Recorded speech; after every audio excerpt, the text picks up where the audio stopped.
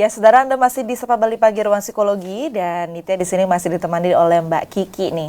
Kita akan bahas soal toxic relationship pada remaja. Di sebelah Nitya sudah ada Mbak Kiki. Kita masih akan bahas itu ya Mbak Kiki. Ini kita sudah masuk ke segmen 3.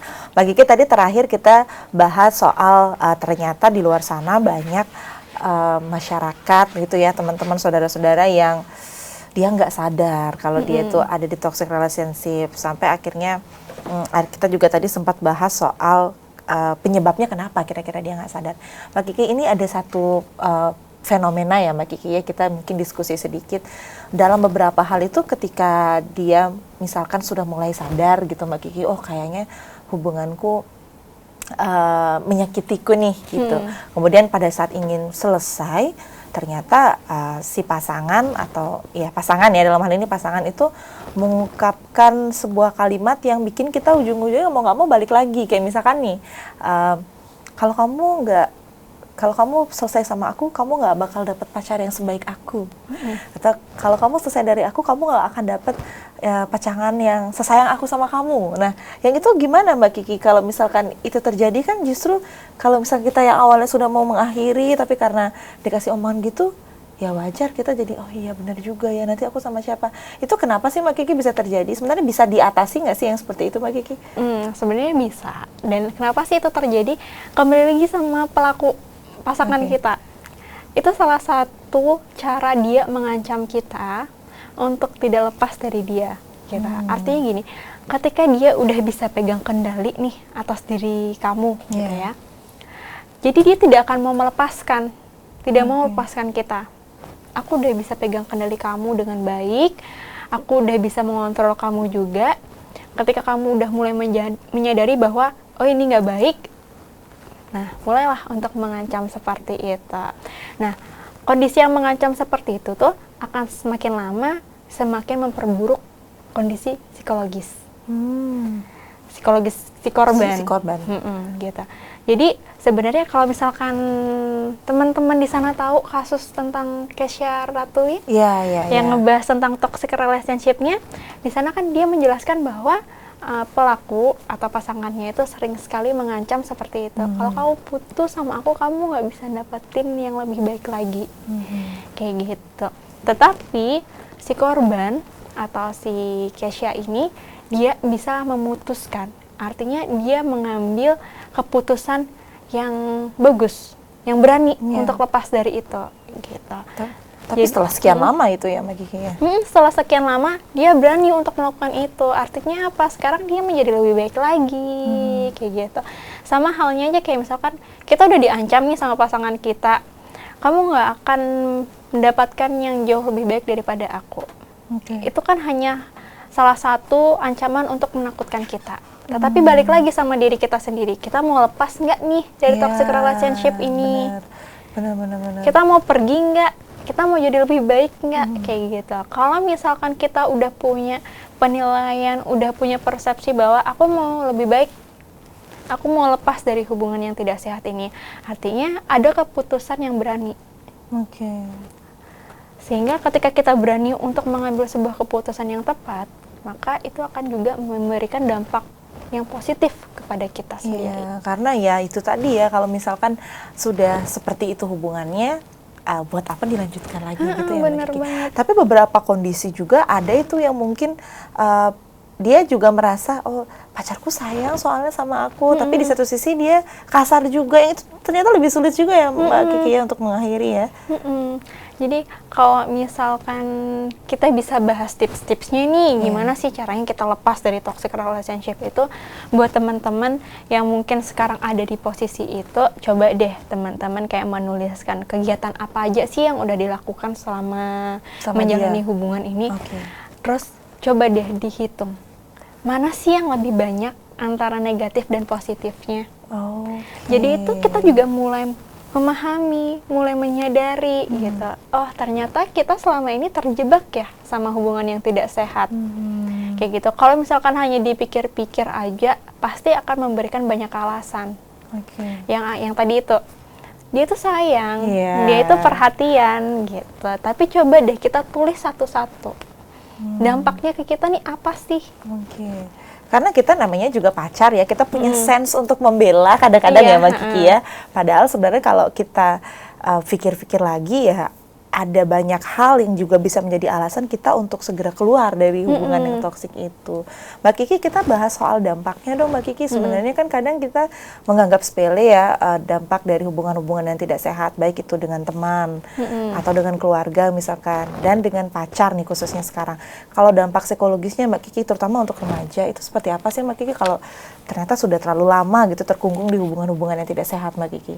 Dampak psikologisnya yang pertama ada stres. Oke, pasti itu ya, Mbak Kiki ya? Pasti kan namanya juga tekanan dari pasangan, tidak mungkin kita merasa tidak stres, pasti stres, apalagi ketika masa remaja yang emosinya masih belum matang.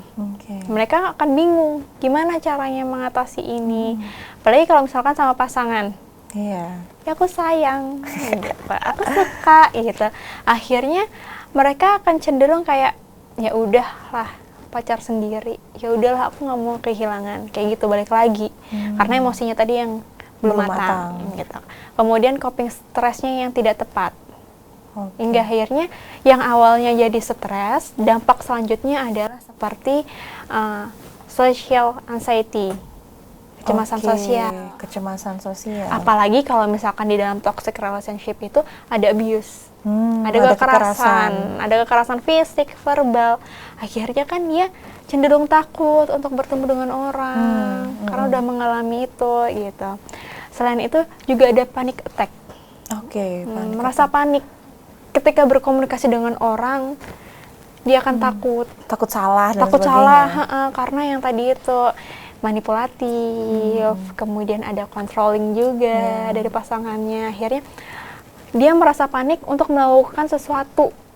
Dia takut salah. Ini bener nggak ya? Ntar aku diatur lagi. Ntar aku dimarah lagi. Iya, ntar aku dimarah lagi. Jadi kayak gitu. Jadi biasanya itu dampak psikologis, tapi yang mereka tidak sadari. Wah, kita jadi stres, kemudian kita jadi gampang cemas, dan kita jadi panik. Yang paling, yang biasanya yang kesimpulannya dari semua, otomatis kita jadi menarik diri dong dari lingkungan. Iya, menarik diri. Bisa jadi juga ketika mereka udah merasa tertekan, sudah merasa stres, itu bisa memicu kepada depresi.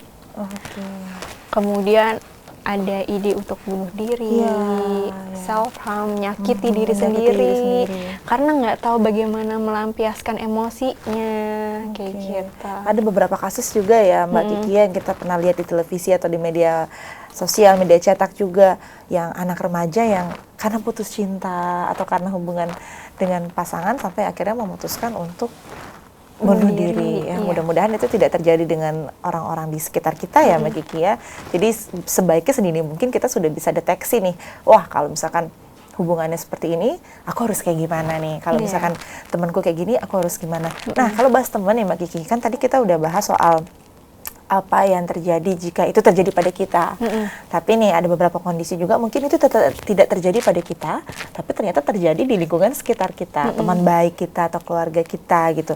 Sebenarnya Mbak Kiki, gimana sih, sejauh mana sih kita bisa ikut campur gitu Mbak Kiki ke hubungan yang toksiknya ternyata teman kita atau keluarga kita? Karena kan kita nggak mungkin, kamu putus aja deh atau gimana. Itu gimana Mbak Kiki? Nah, kalau misalkan kita sebagai orang tua dulu ya, untuk mengenali anakku ini masuk toxic relationship atau bukan gitu kan. Jadi pertama lihat perilaku anak. Anak kayak misalkan yang awalnya tidak membangkang, sekarang membangkang. Tidak mau mendengarkan gitu.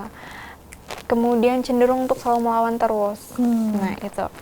Kemudian untuk emosinya, mereka cenderung sensitif. Biasanya mudah marah. Ini orang tua wajib tahu nih, orang tua wajib tahu ya.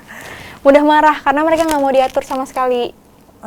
Kayak gitu, seolah-olah orang lain itu ikut campur. Nah itu. Kemudian penampilan biasanya. Penampilan mereka akan berbeda karena mengikuti kelompoknya tadi, konformitas. Gitu, jadi perubahan-perubahan kecil kayak gitu orang tua harus tahu dulu. Kenapa ya, ada apa sih sama anakku, kayak gitu.